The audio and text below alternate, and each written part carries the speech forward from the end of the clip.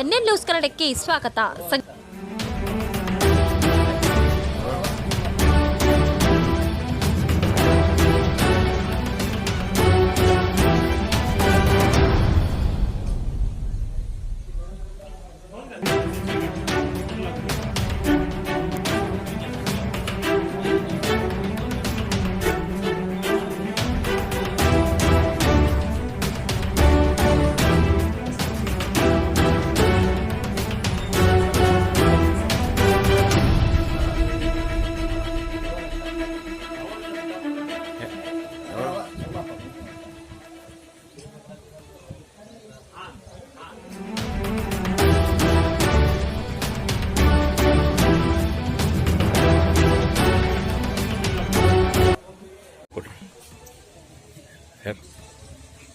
ಕರ್ನಾಟಕ ರಾಜ್ಯ ನದಾ ಪಿಂಜ ಸಂಘ ವತಿಯಿಂದ ತಾಲೂಕು ಘಟಕ ವಿಜಯಪುರ ಇವತ್ತು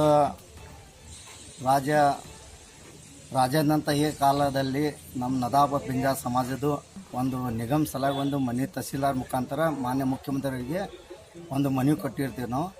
ಈ ನಿಗಮ ಸಲುವಾಗಿ ಇವತ್ತು ಏನೆಂದ್ರೆ ನಮ್ಮ ಮನವಿದಾಗ ಅಂದ್ರೆ ನಮ್ಮದು ಬೇಡಿಕೆ ಪಿಂಜಾರ ನದಾ ಪ್ರತ್ಯೇಕ ನಿಗಮ ಆದೇಶ ಮೇಲೆ ನಮ್ಮದು ಸಮಾಜದಾಗ ಅತಿ ಹಿಂದುಳಿದ ಸಮಾಜ ನಮ್ಮದು ನದಾ ಪಿಂಜಾರ ಅಂತ.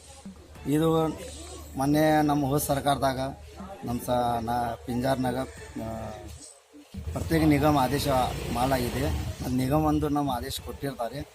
ಈ ಒಂದಾಗ ನಮ್ಮ ಈ ಸರ್ಕಾರ ಅಂದ್ರೆ ನಮ್ಮ ಅನುದಾನ ಕೊಟ್ಟಿಲ್ಲ ಈ ನಮ್ಮ ಪಿಂಜಾರ ನಿಗಮದಾಗ. ಅದಕ್ಕೆ ತಡೆ ಇಲ್ಲಾಗಿದೆ.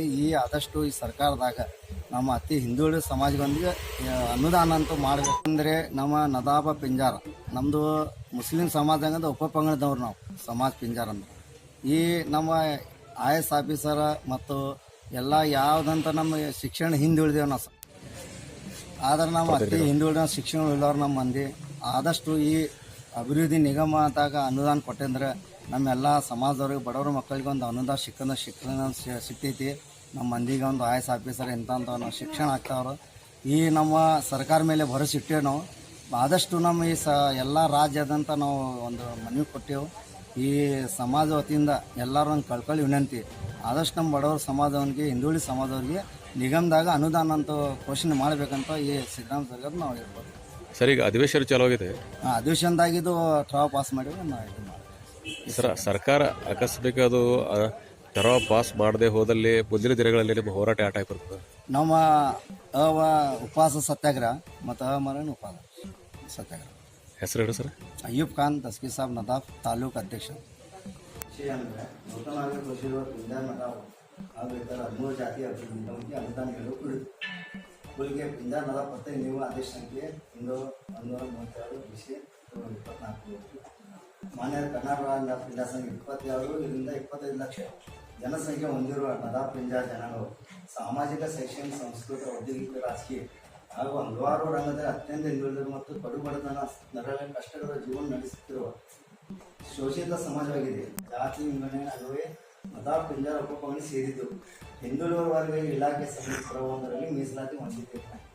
ಸರ್ಕಾರದ ನಿಗಮತೆ ಅಲ್ಪಸಂಖ್ಯಾತ ಅಭಿವೃದ್ಧಿ ನಿಗಮದಿಂದ ಮತ್ತು ಇತರ ಯೋಜನೆ ಸೌಲಭ್ಯ ಪಡೆದುಕೊಳ್ಳುವಲ್ಲಿ ಸತತ ತಾಂತ್ರಿಕ ದೋಷಗಳಿಂದ ಹಾಗೂ ಅಧಿಕಾರಿಗಳ ನಿರೀಕ್ಷೆಯಿಂದ ಯಾವುದೇ ಯೋಜನೆ ಸರಿಯಾಗಿ ತಲುಪದೆ ವಂಚಿತರು 13 ಜಾತಿ ಅಭಿವೃದ್ಧಿ ನಿಗಮದ ಆದೇಶದೊಂದಿಗೆ ಘೋಷಣೆ ಮಾಡಿದೆ.